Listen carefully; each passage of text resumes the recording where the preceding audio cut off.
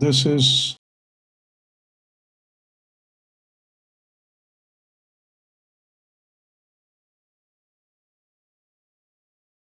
if you have just tuned in for the first time, this is a series that I've been doing. My name is Dr. Siki Narayan. I am the founder and creator of NeoTrader Software, and a good chunk of people who view these happen into the near future.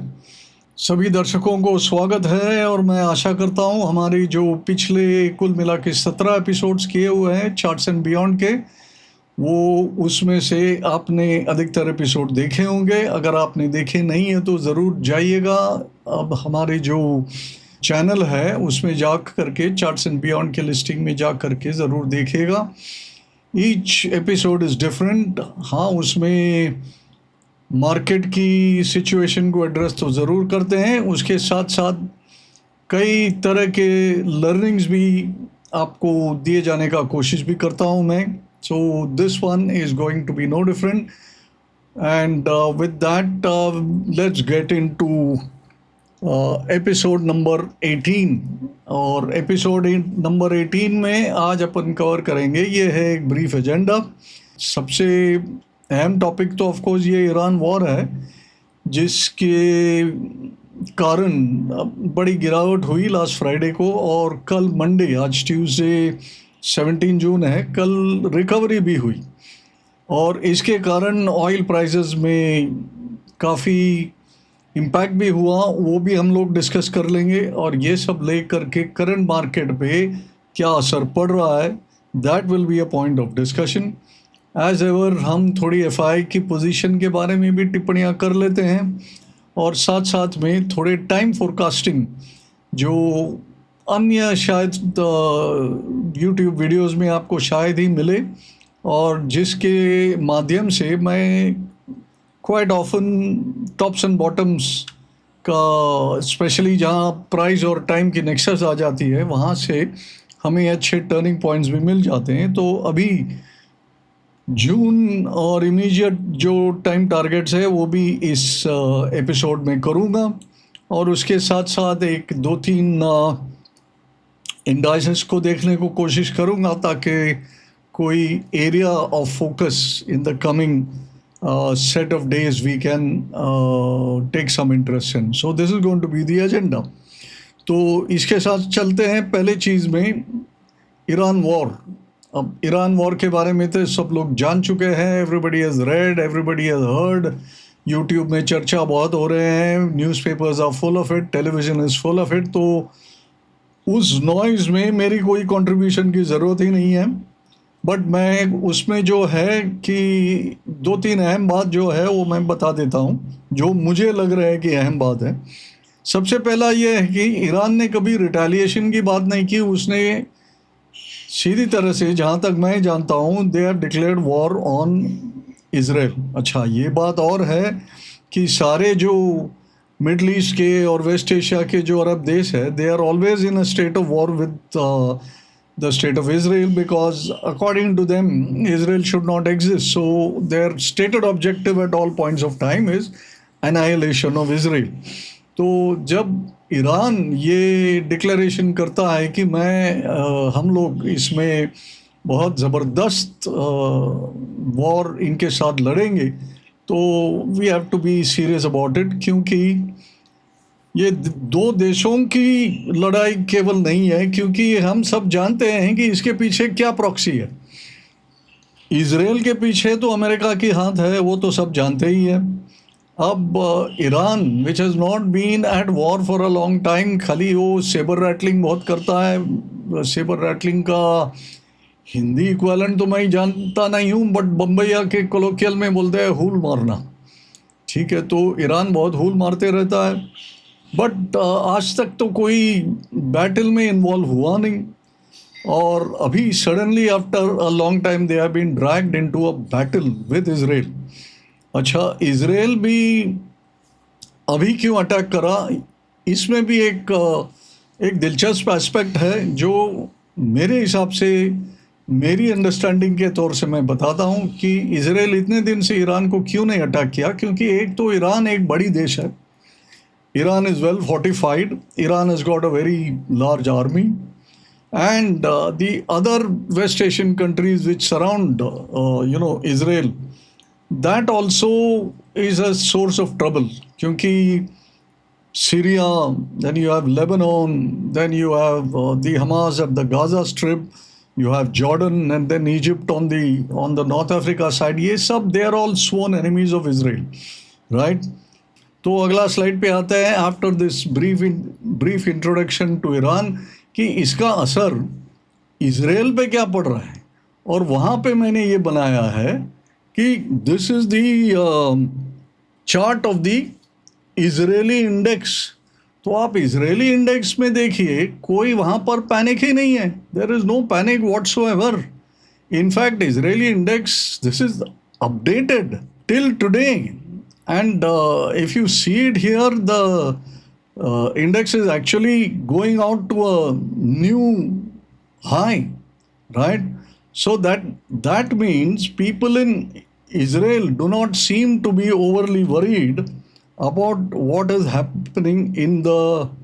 Now, how do we understand this? How do we take it? I really don't know what to think, but so long as I don't see any problem with the TA35, that is the symbol. अगर आपको trading view पर देखना है तो TA35 लगाइए, वो Israeli index आपको दिखाई देगा और वहाँ पर you can check the progress. तो ये तो एक हो गया metric to measure what is going on in the war. अच्छा, इसके आगे what will be the other metric that will show us what is happening in this geopolitical strife which is going on? क्योंकि ये सारे जो problem उभर के आया है वो पूरा जियोपॉलिटिकल है, ठीक है। तो ये आप जो स्लाइड देख रहे हैं ये है slide of crude oil. Now oil is the biggest indicator of geopolitical uncertainty. विश्व में कहीं भी कोई भी किसी भी तरह का वॉर की सिनेरियो बन जाती है तो सबसे पहला असर पड़ता है ऑयल पे, और crude oil is very intricately connected with geopolitical disturbances. तो मैंने यहाँ पर एक्चुअली दो चार्ट लगाए हुए हैं, तो आप देख सकते हैं ये जो बड़ा चार्ट है ये crude oil, light crude oil के फ्यूचर्स के हैं, और यहाँ पे जो है छोटा सा इनसेट चार्ट है वो ब्रेंट के चार्ट है।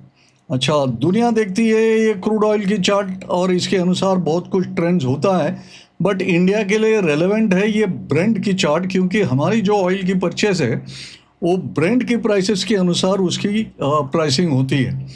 तो आप अगर देखेंगे इधर तो क्रूड ऑयल ये तो फेमस है जो माइनस में चले गया था 2020 के आसपास, उसको छोड़िए, this is a complete this thing aberration, but it is a price, so we have to take it as a reality into the chart. और उसके बाद जो मूवमेंट आया वो वहाँ तक गया, ये 2022-23 में $120 का भाव बना के आ करके अब जो लाइट क्रूड ऑयल है वो $60 के आसपास चल रहा है। हालांकि ब्रेंट क्रूड जो है जो अबाउट $65 के आसपास चल रहा था, वो जैसे ही ये ईरान का अटैक हुआ तो वो straight away it went up to $78-79। तो वो यहाँ पर शार्प है, और जो मैंने मार्क कर रखा है यहाँ पर एक छोटी सी सर्कल से, that shows you a breakout over the Gann angle. So I have drawn the both the Gann angles, जो मेरी एक फेवरेट टूल है to measure supports and resistances.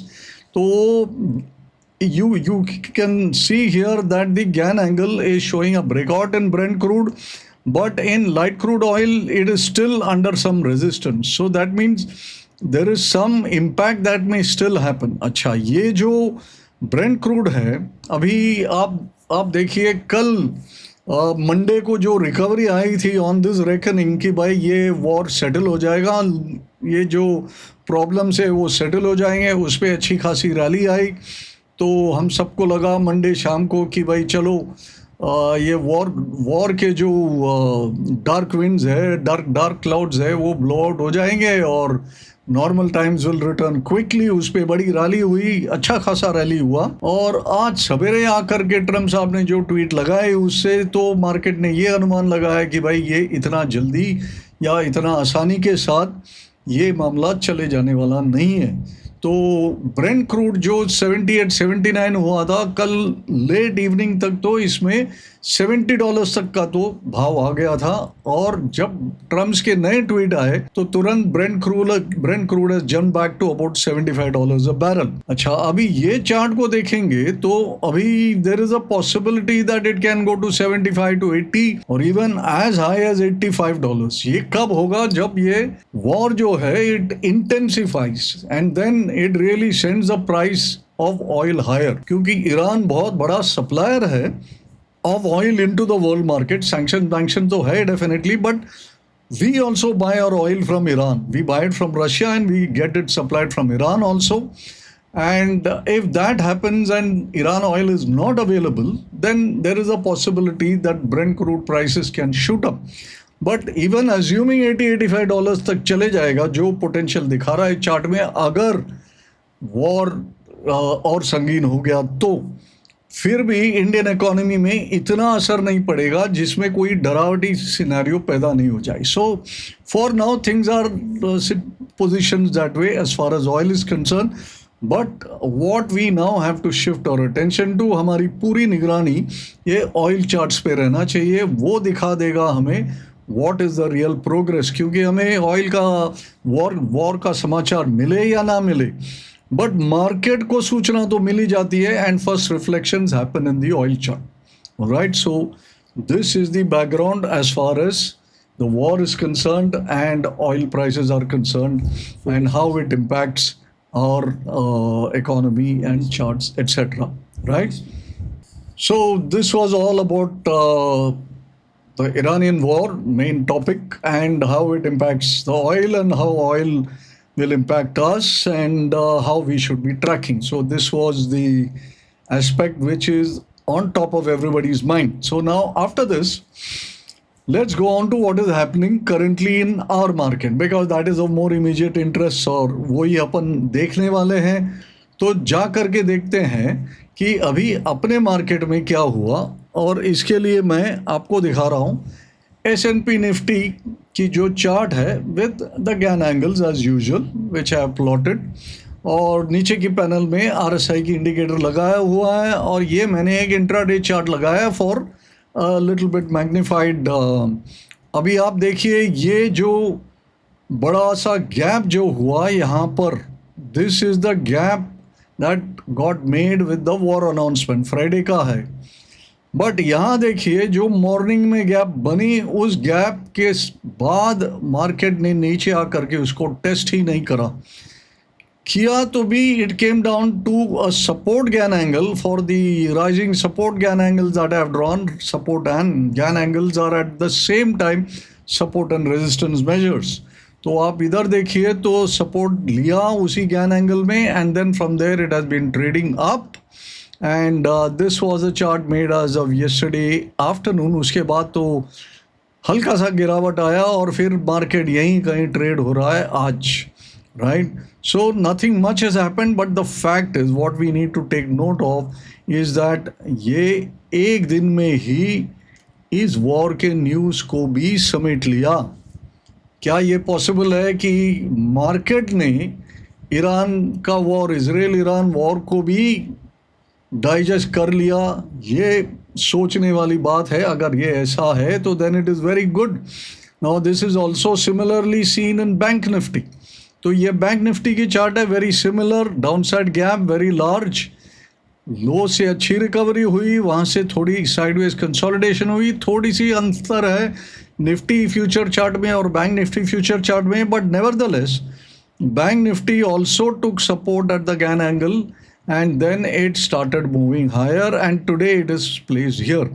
अच्छा, मैंने मेरे ट्वीट्स में और मेरी जो इनसाइड कॉलम में दोनों में लिखा था कि the minimum that we had to regain is 25,000 on the Nifty future, जो would be the site of this gap area, and 56,200 which will be the site of the gap area in the case of the Bank Nifty. अच्छा, निफ्टी ने तो ये मैदान कल ही मार लिया। So Nifty is ahead of Bank Nifty in this matter because Bank Nifty is reaching up there, and even in today's trading it is struggling around the 56,000 level. तो इसमें से एक इंटरेस्टिंग साइड आइटम आ रहा है. मैं डेरिवेटिव डेटा देख रहा था मंडे का, तो वहाँ मुझे ये डेटा निकल के आया कि भाई निफ्टी में कॉल शॉट्स तो काफ़ी भरपूर है और नीचे में भी पुट शॉट्स भी भरपूर है. तो यानी कि ब्रेकआउट में कोई बड़ी मूवमेंट आएगी. बैंक निफ्टी में ऑन द अदर हैंड जो पोजीशन बनी थी वो वैसे के वैसे ही रही. मतलब there was a bullish bias in bank Nifty और वहाँ बहुत उम्मीद थी. मैंने भी पिछले टाइम कहा था कि बड़ी मूवमेंट आएगी बैंक निफ्टी में, तो वो जो वाणी थी मेरी उसमें तो मोहर नहीं लगा पाया मार्केट ने. इंस्टेड ये जो अनएक्सपेक्टेड इवेंट हुआ तो थोड़ी सी सेटबैक हो गई. इसका ये मतलब नहीं है कि वो जो possibilities are there for the bank nifty with the breakout, they have gone away, they have just diminished. अगर 56,200 के ऊपर एक बार फिर बैंक निफ्टी चले जाए तो then all those probabilities come back. So what has happened is that this war declaration has just postponed those possibilities by some period of time. अच्छा, ये period of time कितना होगा ये तो अभी मार्केट ही बताएगा और ट्रम्प साहब बताएंगे और नेतन्याहू बताएगा और all these people who are involved, they will be able to tell you that. Nobody else will be able to tell you. Okay, so now we have to look at the momentum aspect also, because momentum goes before the price. तो मैंने ये जो Nifty की momentum capture करने के लिए यहाँ पे ट्राई जो किया है. So if you see on the left is the Nifty chart and I use here 75 minute chart. 75 minute chart मैं इसलिए यूज़ करता हूँ क्योंकि 75 मिनट चार्ट पे वो जो बार्स आते हैं they are complete bars, which is not the case with 60 minute chart और 30 मिनट चार्ट. इसलिए जो ऑसिलेटर की जो प्लॉट्स होती है वो कंप्लीटली कैप्चर होते हैं. To the right side you can see 3 time frames of the same oscillator. ये मेरी डिज़ाइंड ऑसिलेटर है जो मैं कोशिश कर रहा हूँ कि नियो ट्रेडर में भी ले आऊँ. अभी प्रोग्रामिंग चल रहा है, इसमें समय लगेगा, बट ये I find this to be very useful oscillator. इसमें आप अगर आप गौर करेंगे ये 75 मिनट की पीरियड है, ये डेली है और ये वीकली है. ठीक है. सो निफ्टी रेंज से बाहर निकली थी. अब जैसे रेंज से बाहर निकली तो हमें सबको लगा कि अभी ये ब्रेकआउट सक्सेसफुल है और ये दौड़ेगी, बट ये दौड़ हो नहीं पाई क्योंकि ये वॉर की न्यूज़ आ गई and that has got pushed back inside the range. अच्छा, तो मोमेंटम को क्या हुआ? मोमेंटम में ये हुआ कि जो शॉर्ट टर्म में जो the momentum which got push to the upside उसको नेगेट कर दिया. तो वो आप देखिए इंट्राडे चार्ट्स में नेगेट हो गए. The red line represents the down trend, the green line represents the up trend. अभी आप डेली चार्ट में देखिए, it was very good momentum which has been going because this has been tracking the longer trend of multiple days. Okay, so in that momentum if you see there is not much of there is not much of a change, and you are actually seeing the momentum here mildly disturbed. इसका ये मतलब है कि short term disturbance हुआ है trend में, but जो trend विच matters उसमें इतना कोई गिरावट आया नहीं है. एंड मार्केट्स है और चांसेस कि ये जो शॉर्ट टर्म है वहाँ पे वापस फिर से एक बार रिवर्सल आ सकता है. अच्छा, ये लॉन्गर टर्म देखिए, ये वीकली है. वीकली में ये जो रेड लाइन है विच ट्रैक्स द डाउन ट्रेंड वो तो नीचे हो गई, तो वीकली में भी रिवर्सल आ चुका था to the upside. That is why all of us had got excited. यही चार्ट सिमिलर है बैंक निफ्टी की भी. So momentum was indeed supporting the price action. This is the main point, right? Momentum was supporting the price action. तो that is also in the weekly chart the momentum is supportive, and in the daily chart momentum is supportive. It is only in the intraday chart that the momentum has moved out of place. Okay, so if this war scenario gets finished quickly and the short term reasserts itself, then we will be in line with the bigger signals, and then all those forecasts that we had earlier कि भाई Nifty में बढ़ोतरी होगी, bank Nifty में बढ़ोतरी होगी, ये सारे फोरकास्ट फिर से लागू हो सकते हैं.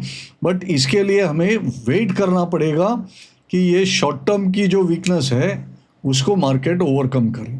अच्छा, सिमिलरली मेरा एक फेवरेट टूल है जो मैं लगाता हूँ, वो है CPR लेवल्स. तो इधर मैंने CPR लेवल आपको 3 टाइम फ्रेम्स में दिखा रहा हूँ.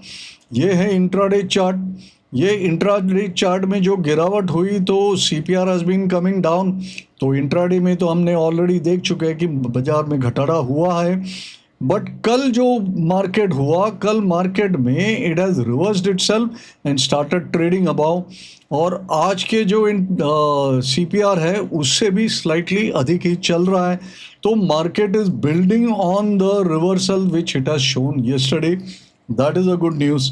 अच्छा, ये जो है ये है weekly CPR.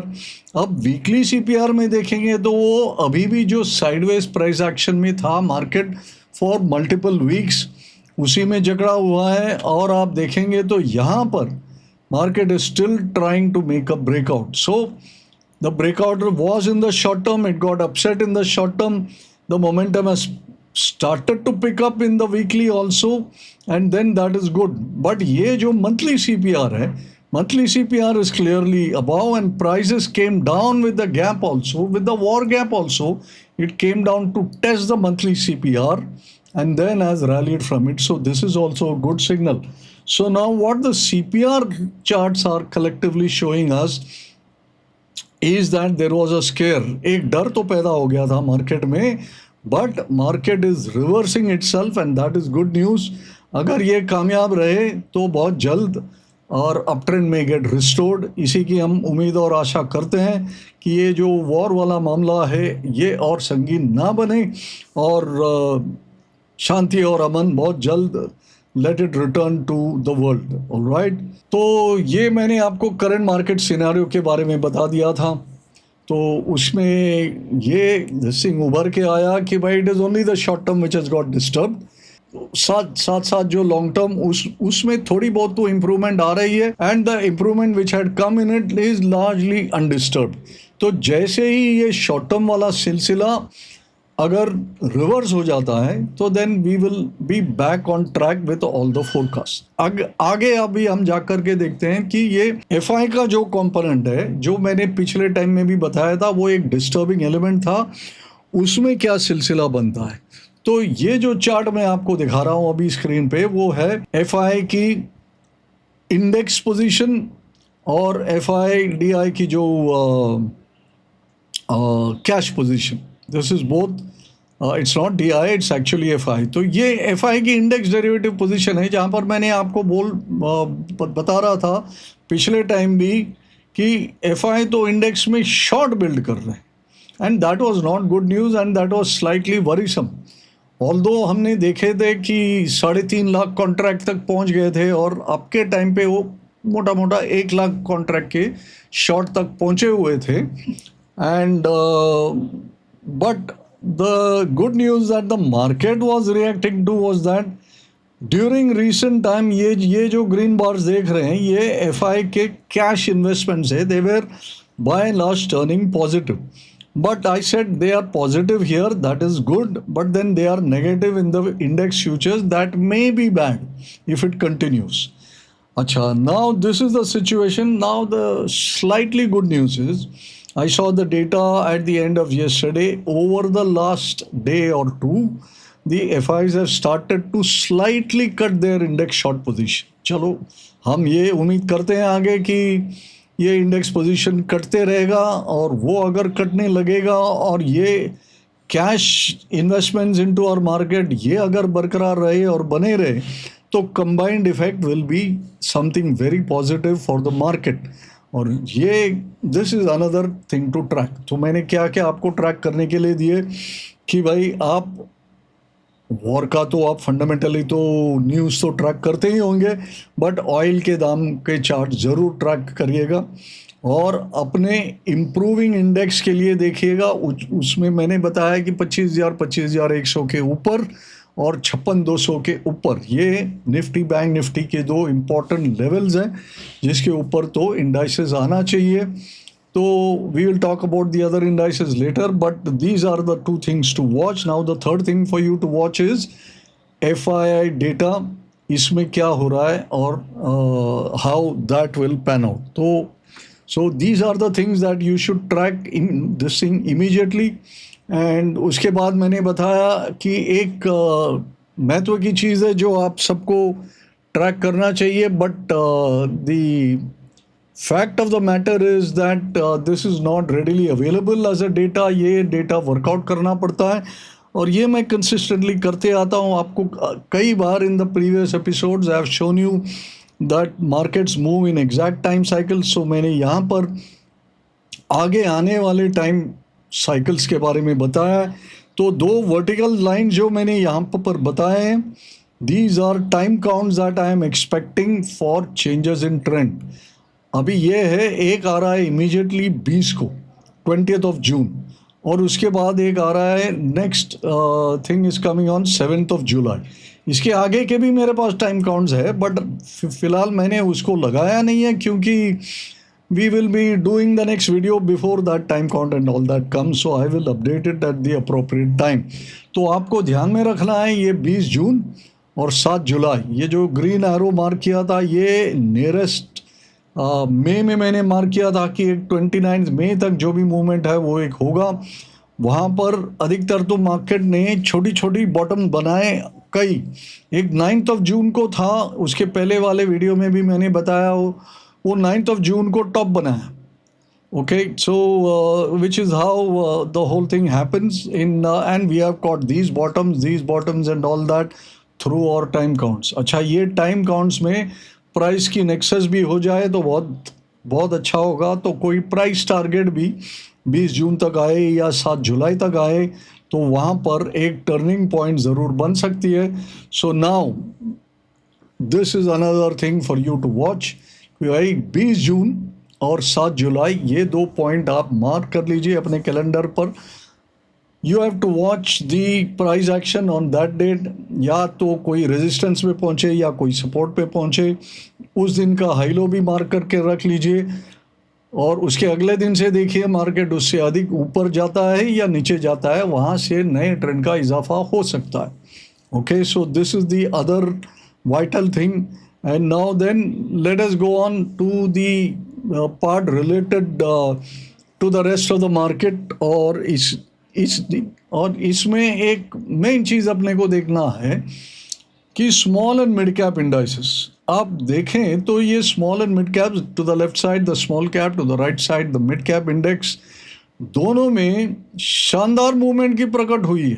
If you see it, the movements here have been more decisive, more consistent, though not very big range but then very very consistently आप उसके मोमेंटम की दौड़ भी देखिए, बड़ा ज़बरदस्त रहा. So price has been moving up with momentum both in small cap and in mid cap index, and the mid cap index has almost caught up with the previous high.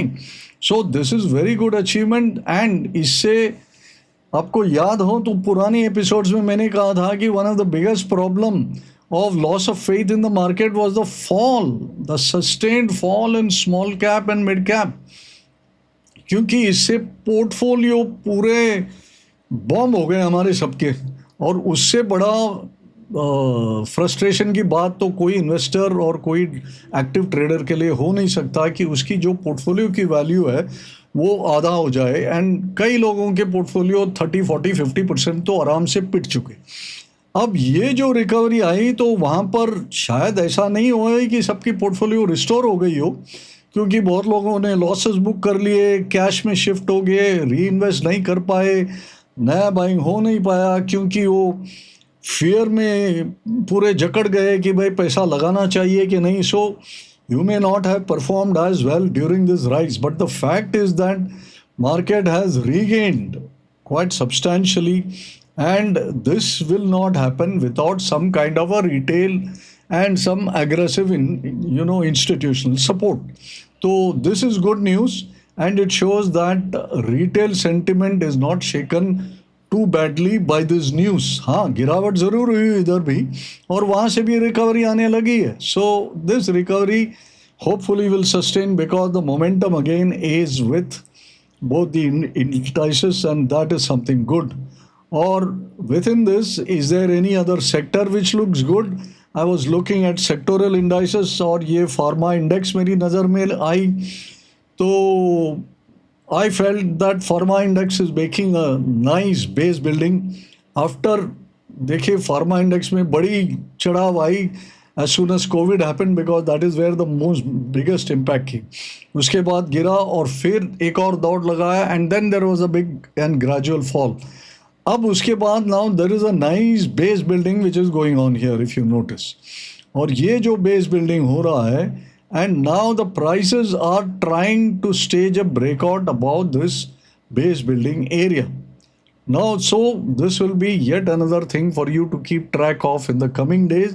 Keep track of the pharma index क्योंकि वहाँ पर बहुत सारे अच्छे stocks हैं and some of them can be a little impervious, मतलब immune to whatever is going on in the globe. हाँ, globe के समीकरण अगर ठीक ठाक नहीं है तो इधर भी impact तो ज़रूर पड़ेगा, but it can it may be worthwhile keeping track of this. और जो specific information आ रहे है stock wise वहाँ पर काम आप ज़रूर करिएगा. You will get some winners there also. That is one of the thing. और इसके साथ साथ मैंने एक और चीज़ इंक्लूड करा, that is Nifty metal index. अभी मेटल इंडेक्स क्यों, मेटल इंडेक्स भी वैसे ही बेस बना रहा है लेकिन उसका जो बढ़ाव है, the rise which is there from April low is looking a lot more attractive and a lot more convincing. तो अभी मैं ये निफ्टी मेटल इंडेक्स स्पेसिफिकली क्यों यहाँ पर दिखा रहा हूँ आपको, क्योंकि कल परसों में जो चाइना के जो नंबर्स आए, those were quite a bit of a surprise, क्योंकि उनकी जो ग्रोथ थी where the expectation was about 4.9%, they came in with a 6.4% growth. So when China starts printing better numbers in their this thing for their economy, that can spell some good times. हाँ, दूसरे जो numbers थे they were a little bit mixed. So I don't know how quiet all that will come together because I am not a China expert, I am not a numbers expert in Chinese economy, etc. Nor am I an expert in putting together numbers in Indian economy. जो पढ़ते रहता हूँ छोटा मोटा उसके बारे में आपके साथ बात करता हूँ. But as far as China economy is concerned and the impact on us is concerned, there are so many sectors and sub-sectors and segments which take a lot of impact. जैसे मेटल सबसे अहम है उसके अंदर, और chemicals है, ऐसे बहुत सारे सेक्टर्स हैं जहाँ पर चाइनीज़ इकोनॉमी का इम्पैक्ट का भारी इम्पैक्ट होता है. Okay, so you can keep track of the metals index. There are large number of popular items in metal index. So market का sentiment भी इसके दायरे से improve होने का संभावना रहता है if metal stocks also start rising. So these are all the things that I have for you in this week, not in this week exactly, for this episode number 18. And now, let me kind of sum it up for you with what is the sum total of all the things that we have discussed. So, here is the summary of what I have put together. कि एक तो है कि market seems to be digesting the war news. वो एक ही दिन गिरा और वहाँ से शुरू हो गया. और जैसे मैंने आपको बताया TA35 का chart, even the Israel equity index is improve. जहाँ वॉर का एपिसेंटर है वही इंडेक्स में कोई नर्वसनेस नहीं है, तो अपन क्यों बेगाने शादी में इतना अब्दुल्ला बन के दीवाना हो रहे हैं. That should not happen. अच्छा, दूसरी बात मैंने कही, क्रूड ऑयल प्राइसेस को ट्रैक करिए. ये सबसे सेंसिटिव इंडिकेटर है जियोपॉलिटिकल इम्पैक्ट के बारे में. अपने यहाँ पर सेंटिमेंट्स आर शेकन. जो मैंने आपको स्मॉल कैप और मिड कैप इंडेक्स बताए, वहाँ पर दिख रहा है कि सेंटिमेंट में थोड़ा सा शेकआउट तो हो गया है, but it is not broken because there is no big fall and there has been good restoration, right. तो इसका मतलब क्या, अगर अभी कोई गुड न्यूज़ आ जाए तो trends can drive a fresh. तो ये मैंने आपको बताया शॉर्ट टर्म इंडिकेटर जो बताया, वहाँ पर इंडिकेटर में गिरावट आई थी सिर्फ शॉर्ट टर्म में। सो अगर गुड न्यूज़ आता है और वहाँ से कोई अप ट्रेंड हमें मिलता है या अपवर्ड कोई ट्रैक्शन मिलता है, नए ट्रेंड्स का इजाफा ज़रूर हो सकता है। एट द सेम टाइम ये वॉर ड्रैग ऑन हो गया तो पॉसिबल है कि the scenario can drag into a consolidation. तो ये मत भूलिएगा, don't take it for granted कि गुड न्यूज़ आ गया तो तुरंत मार्केट बढ़ने लगेगा। It is possible that market may have one eye on the war theatre in Iran. साथ में वो यूक्रेन रशिया वाला मामला तो अभी भी चल ही रहा है, और ये हमास को अभी तक कंप्लीटली चुप नहीं करा है, तो वो भी कुछ करेगा, ईरान भी तो वार भी करेगा। तो ये सब अगर ड्रैग ऑन हो जाता है तो ऊपरी लेवल पे एक कंसोलिडेशन की भी पॉसिबिलिटी है, ये मत भूलिएगा। अच्छा, जहाँ तक लोकल फैक्टर्स है वो अधिकतर पॉजिटिव ही है। हमारे इन्फ्लेशन का प्रिंट तो नीचे आया, रिजर्व बैंक गवर्नर ने तो वाणी पहले ही करी थी कि he is comfortable with a forecast of 3.7 for the CPI। WPI तो काफ़ी अच्छा खासा नीचे आया।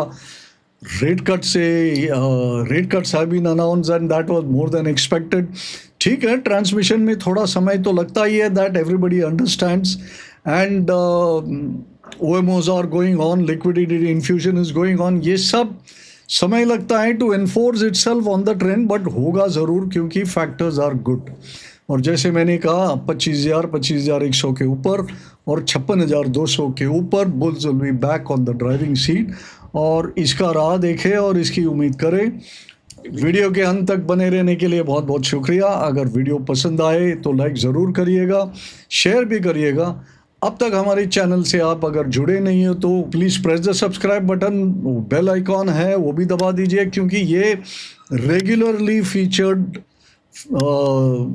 वीडियोस नहीं है। जब कोई इवेंट्स होते हैं जिसके ज़ाहिरे there are lots of things, there are lots of development, तब मैं ये वीडियोस बनाता हूँ। हाँ, मैं ये कोशिश ज़रूर करूँगा कि ज़्यादा में ज़्यादा वीडियो बनाएं।